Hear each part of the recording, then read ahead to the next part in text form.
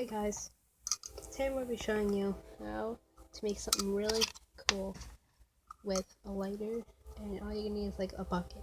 Now, I got this at a restaurant in a dessert.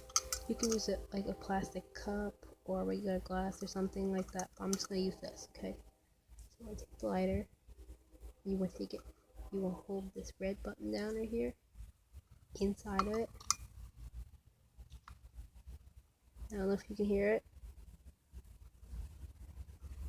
Now watch. I don't know if you saw that, but listen. Watch.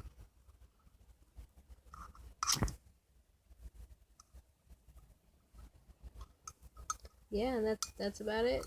Tell me in the description of what you think about it.